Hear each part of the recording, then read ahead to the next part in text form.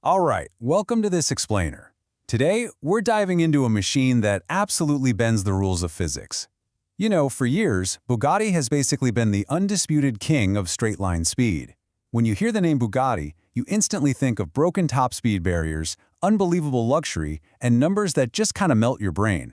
But what happens if you take that proven, record-breaking formula and just completely turn it on its head? That is the ultimate what-if question we're tackling today. What happens if you take the legendary Bugatti Chiron and you just rip out all the heavy leather, toss the soundproofing, ditch the premium audio systems, and strip it down to a raw, unshackled track weapon? Usually the standard Bugatti formula relies on building a massive, road-going luxury hypercar that just happens to be incredibly fast. But the Bolide? It's a complete ground-up redesign. We are stepping way out of the realm of luxury, taking the chains off the engineering team, and crossing straight into pure LMP1-style racing territory. And when you do that, you get numbers like the one we're about to see. 20.16 seconds. Think about that for a second. That is how long it takes the Bugatti Bolide to go from 0 to 500 kilometers an hour. That's about 311 miles per hour. A commercial airliner is literally taking off well before those speeds. It's just mental. But here's the catch. If we just sat here and geeked out about straight-line speed, we'd be doing this incredible machine a massive disservice. Because this car isn't just about going fast in a straight line. It's about what happens when it actually meets a corner. Okay, let's dive into Section 1, Shedding the Bugatti Bulk. So, to transform a 2-ton luxury hypercar into a cornering monster, you've got to put it on an extreme diet. The result? 1,240 kilograms. When you consider that the original Bugatti Veyron was just under 2 tons, and the Chiron was even heavier, getting this entire car down to 1,240 kilos is just an unbelievable feat of engineering. The engineers managed to carve out 700 kilograms of weight. That's literally the equivalent of pulling an entire Grand Prix racing car right out of the Chiron's chassis. They looked at the problem of standard Bugattis, which is their immense weight holding them back on a track, and engineered a brutal, uncompromising solution. How'd they actually pull this off? An extreme diet plan. The entire body is crafted from carbon fiber. A ton of the underlying components are made using 3D printed titanium, so you get parts that are impossibly strong but race car light. And they ditched absolutely every creature comfort. Zero compromise. But see, they had to go to these wild extremes because of what they decided to leave inside the car. Which brings us to Section 2, the 1,800 horsepower heart. This crazy lightweighting process was totally necessary to compensate for the absolute behemoth sitting in the middle of the chassis. Bugatti's legendary 8-liter quad-turbo W16 engine alone weighs a massive 400 kilograms. Now, Bugatti could have taken the easy route, right? They could have swapped in a lighter V8, cut the engine weight in half, and dropped the total car weight to around a ton. But they didn't. They kept the massive W16 because they wanted to push it further than ever before.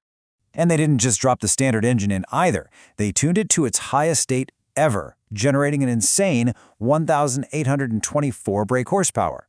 To put that into perspective, that is 363 horsepower more than a standard Chiron. Plus, this power is delivered way higher in the rev range, which is exactly what you want when you're constantly pushing a car around a racing circuit.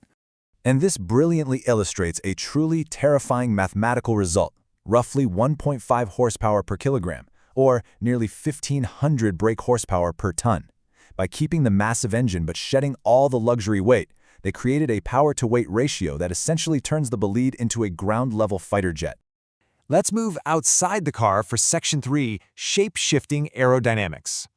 Because honestly, all that power is completely useless if the car just flies off the track at the first corner. Bugatti had to totally abandon the bulky shape of the Chiron. Starting at the front, we see clear inspiration from LMP1 prototype race cars. The Bolide features an adjustable front wing and these massive chunks carved out of the front bodywork. This isn't just to look aggressive. It purposefully allows air to flow directly through the front suspension to cool the radiators, and channel air straight into the downforce-generating tunnels.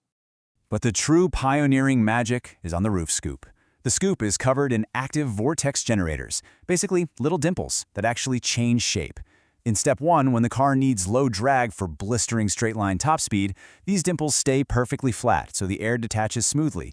But in step 2, the second you slam the brakes for a high-speed corner, those dimples literally inflate. It excites the air, keeps it attached to the body, and guides it perfectly onto the rear wing for massive grip. It is absolute genius.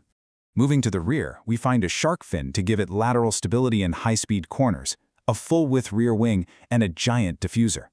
Altogether, this setup creates 2.6 tons of simulated downforce. Throw on some Michelin racing slicks, and the Bolide pulls cornering forces of 2.8 Gs. That puts it slap bang in the middle of elite prototype racing capabilities. So what does this all mean? Let's check out Section 4, Record-Breaking Simulated Speeds. When you take an ultralight carbon fiber chassis, an 1,800 horsepower engine, and shape-shifting aerodynamics and put them all together on a track, you get lap times that just barely make sense. On the legendary Nürburgring Nordschleife, simulated times clock the Bolide at 5 minutes and 23.1 seconds, just 3 seconds off the purpose-built, unrestricted Porsche 919 Evo, and at Le Mans, a staggering 3 minutes and 7.1 seconds. That shaves a full 7 seconds off the official lap record held by Toyota. Why?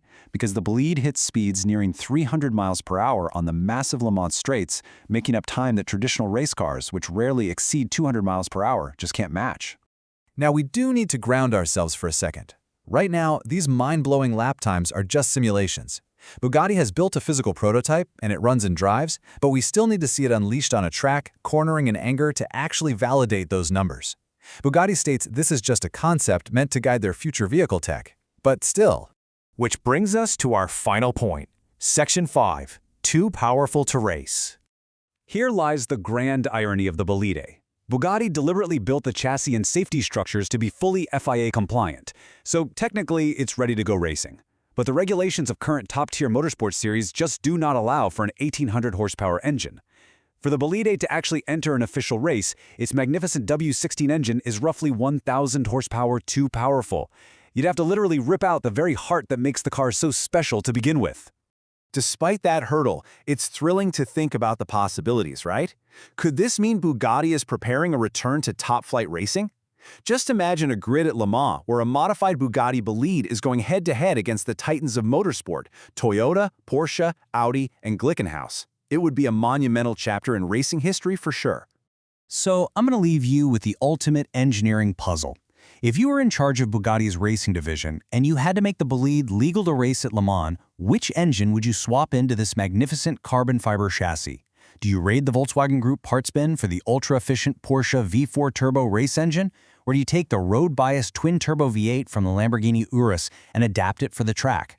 Think about it, because solving that dilemma is the only way this beast ever truly gets unleashed in competition. Thank you so much for joining us for this explainer, and keep questioning the limits.